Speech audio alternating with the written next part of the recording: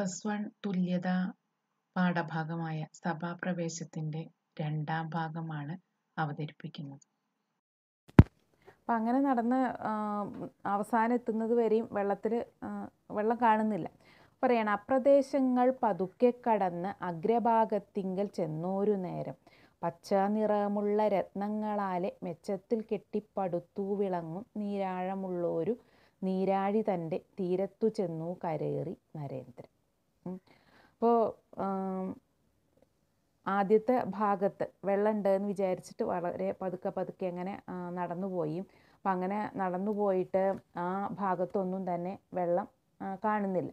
അപ്പം അടുത്ത ഭാഗത്താണ് പിന്നെ ഇനി അടുത്ത ഭാഗത്തേക്ക് പോവുകയാണ്. അപ്പോൾ ആ പ്രദേശങ്ങളൊക്കെ കഴിഞ്ഞ് ഇനി അടുത്ത പ്രദേശത്തേക്കാണ്. അഗ്രഭാഗത്തിങ്കൽ ചെന്ന ഒരു നേരം അതിൻ്റെ അവസാനത്തിൽ ചെന്ന സമയത്ത് പച്ച നിറമുള്ള രത്നങ്ങളാലെ മെച്ചത്തിൽ കെട്ടിപ്പടുത്തു വിളങ്ങും നീരാഴമുള്ളൊരു നീരാഴി തൻ്റെ തീരത്തു ചെന്നു കരേറി നരേന്ദ്രൻ രാജാവ്. അപ്പോൾ രാജാവ് പച്ച നിറമുള്ള രത്നങ്ങൾ കൊണ്ട് 4 ഭാഗവും കെട്ടിപ്പടുത്തങ്ങനെ തിളങ്ങുന്ന നീരാഴമുള്ള ആഴത്തിലുള്ള ആ ഒരു ആഴിയുടെ കുളത്തിൻ്റെ കരയിലങ്ങനെ ചെന്ന് നിന്നു. ആഴി എന്ന് പറഞ്ഞാൽ പുഴ എന്നുള്ള അർത്ഥമാണ് ഇവിടെ. കുളം, ആ കുളത്തിൻ്റെ അറ്റത്ത് അങ്ങനെ ചെന്ന് നിൽക്കുക. അപ്പോൾ തീരത്തു ചെന്നു കരേറി നരേന്ദ്രൻ. അപ്പോൾ ജലമേന്തി നിൽക്കുന്നൊരാറ്റിൻ്റെ മധ്യേ ജലമില്ലെന്നുള്ളത്തിലോർത്തു പതുക്കെ നലമൊടു പൊണ്ണൻ കുതിച്ചങ്ങു ചാടി നിലവിട്ടു വെള്ളത്തിൽ വീണാശു മുങ്ങി. അപ്പോൾ ജലമേന്തി നിൽക്കുന്നൊരാറ്റിൻ്റെ മധ്യേ, ആറ് എന്ന് പറഞ്ഞാൽ പുഴയാണ്. അപ്പോൾ ജലമേന്തി നിൽക്കുന്നൊരാറ്റിൻ്റെ മധ്യേ, ജലമേന്തി നിൽക്കുന്ന ആ ഒരു കുളത്തിൻ്റെ മധ്യഭാഗത്തായിട്ട് ജലമില്ലെന്നുള്ളത്തിലോർത്തു പതുക്കെ. ഇനിയിപ്പോൾ ഇവിടെ വെള്ളമൊന്നും ഉണ്ടാവില്ല എന്നാര് വിചാരിച്ചു? സുയോധനൻ വിചാരിച്ചു. കാരണം ഇതിൻ്റെ മുമ്പ് വെള്ളം ഉണ്ടെന്ന് വിചാരിച്ചിട്ട് ആ പ്രദേശം മുഴുവനും ഇങ്ങനെ തപ്പി പോന്നപ്പോൾ അവിടെ ഒന്നും വെള്ളം ഉണ്ടായിരുന്നില്ലല്ലോ. അപ്പോൾ ഇവിടെ ഇത് തോന്നൽ മാത്രമായിരിക്കും, ഇവിടെ വെള്ളമൊന്നും ഉണ്ടാവില്ല എന്ന് വിചാരിച്ചു. എന്നിട്ട് നലമൊടു പൊണ്ണൻ കുതിച്ചങ്ങു ചാടി. അപ്പോൾ വേഗം അങ്ങോട്ട് പോകാൻ വേണ്ടിയിട്ട് നേരെ അങ്ങോട്ട് പോയി കഴിഞ്ഞപ്പോൾ എന്താണ്ടായി, അതിൻ്റെ നടുക്കിലേക്ക് കുതിച്ചങ്ങോട്ട് ചാടി. നിലവിട്ടു വെള്ളത്തിൽ വീണാശു മുങ്ങി. അങ്ങനെ നേരെ വെള്ളത്തിലേക്ക് അങ്ങോട്ട് മുങ്ങിപ്പോയി. പുഴുകും കളഭവും ചാന്തും കുറിയും കഴുകി ജലത്തിൽ കിടന്നങ്ങുഴച്ചു. പുഴുകും കളഭവും ചാന്തും കുറിയും എന്ന് പറഞ്ഞാൽ എന്താണ്? സുഗന്ധദ്രവ്യങ്ങളും പൊട്ടും കുറിയും ഒക്കെ എന്താണ്ടായത്, ഈ കഴുകി ജലത്തിൽ കിടന്നങ്ങുഴച്ചു. അത് മുഴുവനും ഈ വെള്ളത്തിൽ അങ്ങനെ കഴുകി പോയി. എന്നിട്ട് പിന്നെ ആ ജലത്തിൽ അങ്ങനെ കിടന്ന് അങ്ങോട്ടും ഇങ്ങോട്ടും ഒഴിക്കാനായിട്ട് തുടങ്ങി. ഒറ്റയടിക്ക് അങ്ങോട്ട് ചാടുകയാണല്ലോ. അപ്പോൾ പെട്ടെന്ന് തന്നെ എന്താ ചെയ്യേണ്ടതെന്ന് സുയോധനന് അറിയാതെയായി. മുഴുകിയും പൊങ്ങിയും അങ്ങൊരു ദിക്കിൽ ഒഴുകിത്തിരിഞ്ഞു തനിച്ചോരു വീരൻ. അപ്പോൾ ഒരാൾ ചാടി കണ്ടപ്പോൾ പിന്നെ ബാക്കിയുള്ളവർ പിന്നാലെ അവിടെ നിൽക്കല്ലേ ഉള്ളൂ, അവരാരും തന്നെ ചാടിയില്ല. അപ്പോൾ മുങ്ങിയും പൊങ്ങിയും ഒക്കെ കൂടി ഒരു സ്ഥലത്ത് അങ്ങനെ മെല്ലെ പിടിച്ച് നിൽക്കുകയാണ്. ഒറ്റയടിക്ക് അങ്ങോട്ട് ചാടി കഴിഞ്ഞപ്പോൾ വെള്ളത്തിൽ അങ്ങോട്ട് ആണ്ട് മുങ്ങിപ്പോയല്ലോ. അപ്പോൾ അതുകൊണ്ട് വെള്ളത്തിൽ മുങ്ങിപ്പോയി. എന്നിട്ട് മെല്ലെ മുങ്ങി പൊങ്ങിയൊക്കെ വന്നിട്ട് മെല്ലെ ഒരു സ്ഥലത്ത് അങ്ങനെ പിടിച്ച് നിന്നു. വെള്ളം കുടിച്ചും കിതച്ചും പതച്ചും ഉള്ളം ചൊടിച്ചു മുരണ്ടും പിരണ്ടും തള്ളിയലച്ചും വിറച്ചും വിയച്ചും തള്ളിപ്പിടിച്ചു മറിഞ്ഞും തിരിഞ്ഞും പാരം വലഞ്ഞു പതുക്കെ തീരമണഞ്ഞൊരു ദിക്കിൽ കരേറി. അപ്പോൾ ഉള്ളം ചൊടിച്ചു മുരണ്ടു പിരണ്ടും. അപ്പോൾ വീരനാണ്. പിന്നെ ദുര്യോധനെ കുറിച്ച് ആദ്യം തന്നെ നമുക്കറിയാം, ഭയങ്കര ദേഷ്യമുള്ള ആളും കൂടിയാണ്. അപ്പോൾ ഉള്ളം ചൊടിച്ചു, വളരെയധികം ദേഷ്യം വന്നു. എന്നിട്ട് മുരണ്ടും പിരണ്ടും, ആ ദേഷ്യം ഇങ്ങനെ ഉള്ളിൽ നിന്ന് ഇങ്ങനെ പൊന്തി വരുന്നുണ്ട്. അതാണ് ആ മുരണ്ടും പിരണ്ടും. തള്ളിയലച്ചും വിറച്ചും വിയച്ചും, ആകെ കിതച്ച് വെള്ളത്തിലങ്ങനെ അങ്ങോട്ടും ഇങ്ങോട്ടും ആ ഓളങ്ങളിൽ അങ്ങനെ അങ്ങോട്ടും ഇങ്ങോട്ടും തള്ളിയലച്ച് വിറച്ച് തള്ളിപ്പിടിച്ചു മറിഞ്ഞും തിരിഞ്ഞും എങ്ങനെയൊക്കെയോ പിടിച്ചിട്ട് എന്തായി, പാരം വലഞ്ഞു പതുക്കെ തീരമണഞ്ഞൊരു ദിക്കിൽ കരേറി. അപ്പോൾ വളരെയധികം വലഞ്ഞ് വളരെയധികം ബുദ്ധിമുട്ടിയിട്ട് മെല്ലെ ആ തീരത്തേക്ക് മെല്ലെ അങ്ങനെ വരിക കണ്ടു. അപ്പോൾ ഇതൊക്കെ കണ്ടുകൊണ്ട് നമ്മളുടെ പാണ്ഡവരും പാഞ്ചാലിയും ഒക്കെ ഇതിന് ഈ മണ്ഡപത്തിൽ ഇരിക്കുന്നുണ്ടല്ലോ. അപ്പോൾ ഇങ്ങനെ വെള്ളത്തിലേക്ക് ഇങ്ങനെ ചാടിയത് കണ്ടപ്പോൾ എല്ലാവരും കൂടി ഇങ്ങോട്ട് വന്നിട്ടുണ്ടാവും. അപ്പം അങ്ങനെ ഇതൊക്കെ കണ്ടിട്ട് കണ്ടു വസിക്കും മൃഗോദരൻ അപ്പോൾ രണ്ടു കരങ്ങളും കൊട്ടിച്ചിരിച്ചു. മൃഗോദരൻ മൃഗത്തിൻ്റെ ഉദരത്തോട് കൂടിയവൻ, മൃഗം എന്ന് പറഞ്ഞാൽ ചെന്നായ, ചെന്നായയുടെ ഉദരത്തോട് കൂടിയവൻ ഭീമസേനൻ. അപ്പം അങ്ങനെ ഭീമസേനൻ എന്താ ഉണ്ടായത്? കണ്ടു വസിക്കും മൃഗോദരൻ അപ്പോൾ. അപ്പോൾ ഇതൊക്കെ കണ്ടിട്ട് അങ്ങനെ ഇരിക്കുന്ന ആ ഭീമസേനൻ രണ്ടു കരങ്ങളും കൊട്ടിച്ചിരിച്ചു, രണ്ട് കൈകൊണ്ട് അങ്ങോട്ടും പൊട്ടിച്ചിരിച്ചു. കാരണം ഒരാൾ വെള്ളത്തിലേക്ക് അങ്ങോട്ട് ചാടി, പിന്നെ അവിടുന്ന് അങ്ങനെ വെള്ളത്തിൽ മുങ്ങി പൊങ്ങി അങ്ങനെ പതുക്കെ പിടിച്ച കരയത്ത് ഇങ്ങനെ വന്ന് നിൽക്കുകയാണ്. ബാക്കിയുള്ളവർ 4 ഭാഗവും ഇങ്ങനെ നോക്കി നിൽക്കുന്നുണ്ട്. അപ്പോൾ അതൊക്കെ കൂടി കണ്ടിട്ട് ഭീമസേനൻ എന്ത് ചെയ്തു? 2 കൈ കൊണ്ട് അങ്ങോട്ട് കൊട്ടി ചിരിച്ചു. കാരണം ഭീമസേനന് ഏറ്റവും കൂടുതൽ ദേഷ്യമുള്ള ആളും കൂടിയാണ് ദുര്യോധനൻ. കാരണം ഒരുപാട് പ്രാവശ്യം ഭീമസേനനെ അപായപ്പെടുത്താനായിട്ട് നോക്കിയിട്ടുള്ളതുകൊണ്ട്. എന്നിട്ട് പിന്നെ അങ്ങനെ പറയുകയാണ്, ദുര്യോധനോട് ഭീമസേനൻ പറയുന്നതാണ്, പണ്ടു നീ നമ്മെ കയർ കൊണ്ടു കെട്ടിക്കൊണ്ടു കയത്തിൽ പിടിച്ചു മറിച്ചു. അങ്ങനെ ചെയ്തോരു ദുര്യോധന, നീ ഇങ്ങനെ വെള്ളത്തിൽ മുങ്ങിയിട വേണം.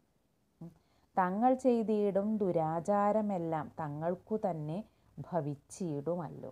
അപ്പോൾ പണ്ട് നീ എന്നെ കൊല്ലാനായിട്ട് എന്ത് ചെയ്തിട്ടുണ്ട്? കയറുകൊണ്ട് കെട്ടിയിട്ട് കയത്തിൽ അങ്ങനെ പിടിച്ച് മറിച്ചിട്ടുണ്ട്. കുട്ടികളായിരുന്ന കാലത്ത് പാണ്ഡവരും കൗരവരും തമ്മിൽ ഭയങ്കര മത്സരങ്ങളായിരുന്നല്ലോ.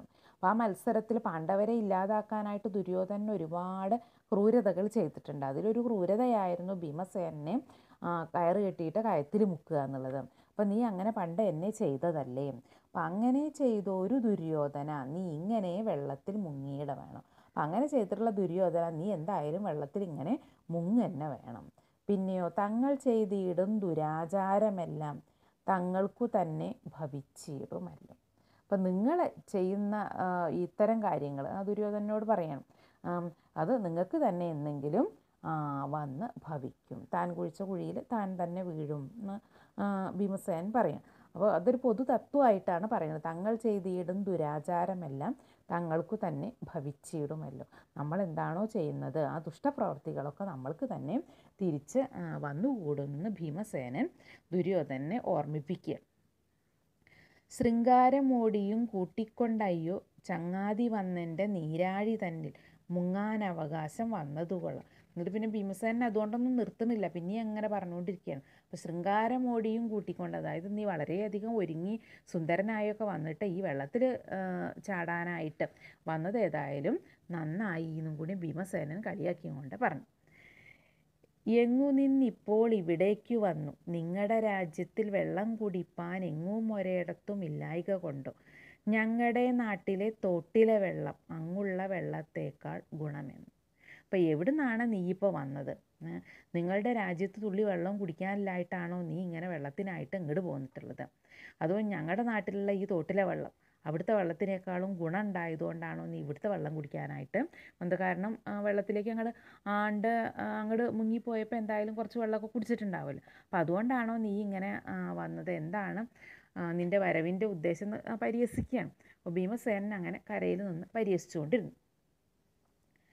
ഇത്തമോരോ പരിഹാസം പറഞ്ഞു ഭീമസേനൻ താൻ ഹസ്തസംഘട്ടനത്തോടെ ഹസിച്ചിങ്ങു രസിക്കുന്നു. മാനിനീമാർ മണിയാളാം ദ്രൗപദിയും കരം കൊണ്ടങ്ങാനനത്തെ മറച്ചാശു മന്ദഹാസം ചെയ്തുമെല്ലെ. അപ്പം ഇങ്ങനെ ഇത്തമോരോ പരിഹാസം, ഇങ്ങനെ ഓരോ പരിഹാസങ്ങളെ പറഞ്ഞിട്ട് ഭീമസേനൻ ഹസ്തസംഘട്ടനത്തോടെ ഹസിച്ചിങ്ങു രസിക്കുന്നു. ഹസ്തസംഘട്ടനത്തോടെ ആ രണ്ട് കൈയും കൊട്ടിയിട്ട് ഹസിച്ചു, പരിഹസിച്ച് അങ്ങനെ രസിക്കുകയാണ് ദുര്യോധനൻ. അപ്പം ഇതൊക്കെ കേട്ടിട്ട് ആരടുത്ത് നിൽക്കുന്നുണ്ട്? നമ്മളുടെ പാഞ്ചാലി അടുത്ത് നിൽക്കുന്നുണ്ട്. മാനിനീമാർ മണിയാളാം ദ്രൗപദി. മാനിനീമാർ, മണി എന്ന് പറഞ്ഞാൽ സ്ത്രീകളിലെ ഏറ്റവും ഗുണങ്ങളോട് അല്ലെങ്കിൽ ശ്രേഷ്ഠയായിട്ട് ഉള്ളവൾ, അങ്ങനെയുള്ള ദ്രൗപദി പാഞ്ചാലി. ഈ പാഞ്ചാലി എന്ത് ചെയ്തു? കരം കൊണ്ടങ്ങ് ആനനത്തെ മറച്ചാശു. ആനനം എന്ന് പറഞ്ഞാൽ മുഖത്തെ മറച്ചിട്ട് പാഞ്ചാലിയും മന്ദഹാസം ചെയ്തു, ചിരിക്കാനായിട്ട് തുടങ്ങി. നാണവും കോപവും പാരം വൈരവും മാനസം തന്നിൽ ക്ഷീണവും ദൈന്യവും പൂണ്ടു നാഗകേതു മഹാരാജൻ. നാഗകേതു എന്ന് പറഞ്ഞാൽ നാഗങ്ങൾ കൊടിയടയാളമായിട്ടുള്ളവൻ. അപ്പോൾ ഇതൊക്കെ കൂടി കണ്ടിട്ട് നാണവും കോപവും പാരം വൈരവും, നാണവും കോപവും ഉണ്ടായി, അതിനേക്കാൾ ഉപരിയായിട്ട് എന്തുണ്ടായി, വൈരം, പിന്നെ വൈരാഗ്യം, അതും കൂടി മനസ്സിലങ്ങനെ ഉണ്ടായിട്ട് വളരെയധികം ക്ഷീണത്തോടും ദീനതയോടും കൂടിയിട്ട് നാഗകേതുവായിട്ടുള്ള, നാഗങ്ങൾ കൊടിയടയാളമായിട്ടുള്ള മഹാരാജൻ അങ്ങനെ നിൽക്കുകയാണ്. മെല്ലെ മെല്ലെ കരയത്തേക്ക് എത്തി എന്നാണല്ലോ പറഞ്ഞത്. അപ്പം ഇങ്ങനെ വളരെയധികം പരിഹാസത്തോടു കൂടി, നാണക്കേടോടു കൂടിയിട്ട് ദുര്യോധന മഹാരാജാവ് അങ്ങനെ നിന്നു. പ്രാണനാശത്തിനേക്കാളും സങ്കടമി പരിഹാസം, പ്രാണികൾക്കു സഹിക്കാവുന്നല്ല ഹാഹാ മഹാകഷ്ടം. എന്നിട്ട് എന്താ പറയുന്നത്, പ്രാണനാശത്തിനേക്കാളും സങ്കടം ഈ പരിഹാസം, ഈ പരിഹാസം ഏതൊരാൾക്കും പ്രാണനാശത്തിനേക്കാളും സങ്കടമാണ്. പ്രാണികൾക്കു സഹിക്കാവുന്നല്ല ഹാഹാ മഹാകഷ്ടം, പ്രാണികൾക്ക്, ജീവനുള്ള ഒന്നിനും പരിഹാസം സഹിക്കാനായിട്ട് കഴിയില്ല, അതിനേക്കാൾ നല്ലത് സ്വന്തം ജീവൻ അങ്ങോട്ട് ഇല്ലാതെയാവുകയാണ് എന്ന് പറയും. കാരണം പരിഹാസം സഹിക്കുന്നതിനേക്കാളും നല്ലത് മരണമാണ് എന്ന് കൂട്ടിച്ചേർക്കുക. കെട്ടിഞ്ഞാത്തിയുടുത്തോരു പട്ടുമെല്ലാം ഇട്ടുമുക്കി, മുട്ടുകുത്തി മുഖം താഴ്ത്തി തോട്ടിൽ നിന്നു കരകേറി, കൂട്ടമോടെ വസിക്കുന്നോരനുജന്മാർക്കു തൻ മുന്നി, കാട്ടുവാനും എളുതല്ല ലജ്ജ കൊണ്ടും ആദി കൊണ്ടും.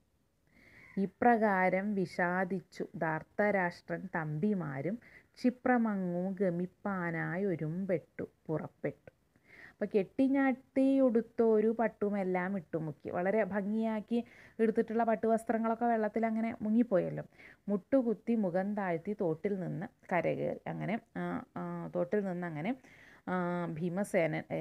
ദുര്യോധനൻ അങ്ങനെ കയറിപ്പോരുകയാണ്. അപ്പം അങ്ങനെ കയറിപ്പോന്നു. എന്നിട്ട് കൂട്ടമോടെ വസിക്കുന്നോരനുജന്മാർക്ക് മുന്നിൽ കാട്ടുവാനും എളുതല്ല ലജ്ജ കൊണ്ടും ആദി കൊണ്ടും, നാണക്കേടുകൊണ്ടും ആദി കൊണ്ടും കൂടി അനുജന്മാരുടെ മുഖത്തൊന്നും തന്നെ നോക്കാൻ പറ്റാതെയായി. അപ്പം ഇപ്രകാരം വിഷാദിച്ചു ധാർത്തരാഷ്ട്രൻ തമ്പിമാർ, രാഷ്ട്രൻ എന്ന് പറഞ്ഞാൽ ധൃതരാഷ്ട്രരുടെ മകൻ, ഇവിടെ ദുര്യോധനനും തമ്പിമാരെ അനുജന്മാരെ ക്ഷിപ്രമങ്ങു ഗമിപ്പാനായി ഒരുമ്പെട്ടു പുറപ്പെട്ടു, വേഗം തന്നെ പോവാനായിട്ട് തുടങ്ങിയ, വന്ന വഴിക്ക് തന്നെ തിരിച്ചു പോകാനായിട്ടുള്ള ഒരു ശ്രമമാണ് അവർ നടത്തുന്നത്. അപ്പോൾ പരിഹസിക്കുകയാണ്. അവിടെ ദുര്യോധനൻ എന്ന് പറയുന്നത് വില്ലാളി വീരനാണ്. ആ വില്ലാളി വീരനായിട്ടുള്ള ദുര്യോധനനും ഒരമളി പറ്റാം. അപ്പോൾ അമളി പറ്റിക്കഴിയുമ്പോൾ ആ പരിഹാസത്തിലൂടെ അയാൾ നല്ല നിലയിലേക്ക് കൊണ്ടുവരാം. അങ്ങനെ പരിഹാസത്തിലൂടെ അയാളെ തൻ്റെ തെറ്റുകളെക്കുറിച്ച് ഓർമ്മിപ്പിക്കാം എന്നുള്ള ഒരു ആശയമാണ് നമ്പ്യാർ അവിടെ ചെയ്യുന്നത്. അല്ലെങ്കിൽ ഏത് വില്ലാളി വീരനും അമളികൾ പറ്റും എന്നുള്ള ആ ഒരു ഓർമ്മപ്പെടുത്തൽ നമ്പ്യാർ അവിടെ നടത്തുകയാണ് ചെയ്തത്. അപ്പം അങ്ങനെ വെള്ളത്തിലൊക്കെ വീണ് അവിടുന്ന് കയറിയിട്ട് ഏതായാലും അവർ തിരിച്ച് ഹസ്തിനപുരത്തിലേക്ക്, കൗരവ രാജ്യസഭയായിട്ടുള്ള ഹസ്തിനപുരത്തിലേക്ക് പോരുക. അപ്പോൾ ഇത്രയാണ് സഭാപ്രവേശം എന്നുള്ള ഭാഗത്ത് പറയുന്നത്.